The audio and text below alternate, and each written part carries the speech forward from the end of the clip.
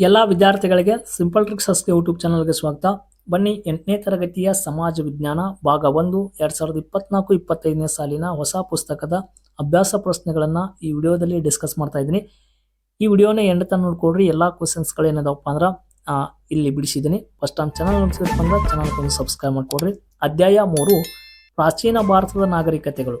ಅದರ ಒಳಗಡೆ ಸಿಂಧೂ ಸರಸ್ವತಿ ನಾಗರಿಕತೆ ಮತ್ತು ವೇದಗಳ ಕಾಲದ ನಾಗರಿಕತೆಯ ಕುರಿತು ಇದರ ಒಳಗಡೆ ಅಭ್ಯಾಸ ಪ್ರಶ್ನೆಗಳು ಯಾವ ತರ ಇದಾವೆ ನೋಡ್ಕೊಳ್ಳೋಣ. ಫಸ್ಟ್ ಕ್ವಶನ್ಸ್, ಸಿಂಧೂ ಸರಸ್ವತಿ ನಾಗರಿಕತೆಯ ಮುದ್ರೆಗಳ ಮೇಲೆ ಕಂಡು ಬಂದಿರುವ ಲಿಪಿಯನ್ನ ಡ್ಯಾಶ್ ಎಂದು ಕರೆಯಲಾಗಿದೆ.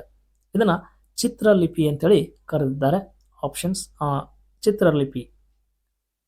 ಸಿಂಧೂ ಸರಸ್ವತಿ ನಾಗರಿಕತೆಯ ಸಮುದ್ರ ವಾಣಿಜ್ಯದ ಪ್ರಮುಖ ಕೇಂದ್ರ ಡ್ಯಾಶ್ ಆಗಿತ್ತು ಅಂತೇಳಿ ಕ್ವಶನ್ಸ್ನ ಕೇಳಿದಾನೆ. ಇದು ಲೋತಾಲ. ಮಳೆ ನೀರನ್ನು ಯುಕ್ತವಾಗಿ ಸಂಗ್ರಹಿಸುವ ವ್ಯವಸ್ಥೆ ಇದ್ದ ತಾಣ ಯಾವುದಪ್ಪ ಅಂದ್ರೆ ಧೋಲಾವೀರ ಅಂತೇಳಿ ಇದನ್ನ ಕರಿತೀವಿ. ಹಾಗಾದ್ರೆ ಸಿಂಧೂ ಸರಸ್ವತಿ ನಾಗರಿಕತೆಯ ಸ್ನಾನದ ಕೊಳಗಳು ಹೇಗೆ ರಚನೆಯಾಗಿದ್ದವು ಅಂತ ಕ್ವಶನ್ಸ್ ಇದೆ. ಸಿಂಧೂ ಸರಸ್ವತಿ ನಾಗರಿಕತೆಯ ಸ್ನಾನದ ಕೊಳಗಳನ್ನ ಮೊಹೆಂಜೋದಾರನಲ್ಲಿ ಏನಾಗಿದೆಪ್ಪ ಅಂದ್ರೆ ಕಟ್ಟಿಸಿದ್ದಾರೆ. ಇದೊಂದು ಅತ್ಯಂತ ದೊಡ್ಡದಾದ ಈಜುಕೊಳ ಅಂತೇಳಿ ನಾವು ಇದನ್ನ ಕರಿತೀವಿ. ಇದನ್ನು ಇಟ್ಟಿಗೆಗಳಿಂದ ಕಟ್ಟಲಾಗಿದೆ. ಕೊಳದಿಂದ ನೀರಿನ ಸೋರಿಕೆ ಆಗದಂತೆ ಇದನ್ನ ಏನ್ ಮಾಡಿದಾರಪ್ಪ ಅಂದ್ರೆ ಎಚ್ಚರ ವಹಿಸಿದ್ದಾರೆ. ಎರಡೂ ಕಡೆಗಳಲ್ಲಿ ಇಳಿಯುವ ಮೆಟ್ಟಿಲುಗಳನ್ನ ಮತ್ತು ಸುತ್ತಲೂ ಕೊಠಡಿಗಳನ್ನ ನಿರ್ಮಿಸಿದ್ದಾರೆ. ಇದರ ನೀರಿನ ಪೂರೈಕೆ ಬಾವಿಯಿಂದ ಆಗುತ್ತಿತ್ತು.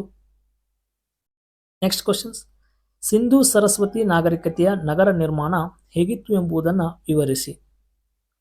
ಸಿಂಧೂ ಜನರು ಸಾಮಾನ್ಯವಾಗಿ 1 ಅಥವಾ 2 ಅಂತಸ್ತಿನ ಮನೆಯನ್ನು ಹೊಂದಿದ್ದರು. ಮನೆಗಳು ಇಟ್ಟಿಗೆಗಳಿಂದ ಕಟ್ಟಲ್ಪಟ್ಟಿದ್ದು ಅವುಗಳ ಗೋಡೆಗಳು ಭದ್ರವಾಗಿದ್ದವು. ಒಳಾಂಗಣದ ಸುತ್ತ ಕೊಠಡಿಗಳಿದ್ದವು. ಮನೆಗಳು ಸ್ನಾನದ ಕೊಠಡಿಗಳನ್ನು ಹೊಂದಿದ್ದವು.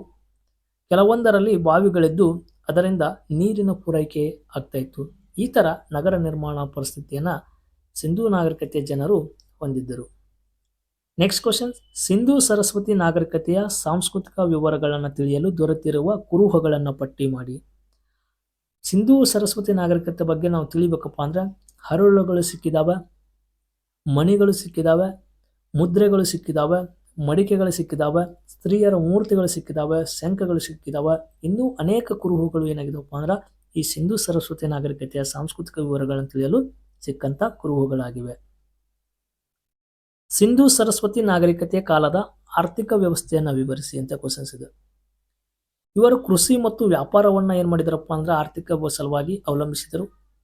ಇವರು ಉಡುಪುಗಳನ್ನು ಏನ್ ಮಾಡ್ತಾ ಇದಾರಪ್ಪ ಅಂದ್ರೆ ತಯಾರಿಸುತ್ತಿದ್ದರು. ಇವರು ಪ್ರಮುಖ ಬೆಳೆಯಾದಂಥ ಗೋಧಿ, ಬಾರ್ಲಿ ಹಾಗೂ ಕಾಳುಗಳನ್ನು ಬೆಳೆಯುತ್ತಿದ್ದರು. ಕೃಷಿಯ ಜೊತೆಯಲ್ಲಿ ವ್ಯಾಪಾರ ವಾಣಿಜ್ಯಗಳು ಪ್ರಮುಖ ಸ್ಥಾನಗಳನ್ನು ಇವರೇನಾಗಿದ್ರಪ್ಪ ಅಂದ್ರೆ ಪಡೆದುಕೊಂಡಿದ್ದರು. ಕ್ವಶನ್ ನಂಬರ್ 8, ಪೂರ್ವ ವೇದ ಕಾಲ ಹಾಗೂ ಉತ್ತರ ವೇದ ಕಾಲದ ಸಾಮಾಜಿಕ, ರಾಜಕೀಯ, ಧಾರ್ಮಿಕ ಹಾಗೂ ಆರ್ಥಿಕ ವ್ಯವಸ್ಥೆಯನ್ನ ವಿಶ್ಲೇಷಿಸಿ. ಋಗ್ವೇದದ 10ನೇ ಮಂಡಲದ ಅಂದ್ರೆ ಪೂರ್ವ ವೇದ ಕಾಲದ ಸಂಬಂಧಪಟ್ಟಂಗಿದು. ಋಗ್ವೇದದ 10ನೇ ಮಂಡಲದ ಪುರುಷ ಸೂಕ್ತದಲ್ಲಿ ವರ್ಣ ವ್ಯವಸ್ಥಿತ ಬಗ್ಗೆ ಉಲ್ಲೇಖಿಸಿದ್ದಾರೆ. ಈ ಸಮಾಜದಲ್ಲಿ ಬ್ರಾಹ್ಮಣರು, ಕ್ಷತ್ರಿಯರು, ವೈಶ್ಯರು ಮತ್ತು ಶೂದ್ರರು ಎಂಬ 4 ವರ್ಣಗಳು ಅಸ್ತಿತ್ವದಲ್ಲಿದ್ದವು. ಸಮಾಜದಲ್ಲಿ ಮಹಿಳೆಯರಿಗೆ ಸಮಾನ ಸ್ಥಾನಮಾನ ಇತ್ತು. ರಾಜನನ್ನ ರಾಜನ್ ಎಂದು ಕರೆಯುತ್ತಿದ್ದರು. ಪೂರ್ವ ವೇದ ಕಾಲದಲ್ಲಿ ಜನರು ಮೂಲಭೂತವಾಗಿ ಪಶುಸಂಗೋಪನೆ ಮತ್ತು ಕೃಷಿಯಲ್ಲಿ ತೊಡಗಿದ್ದರು.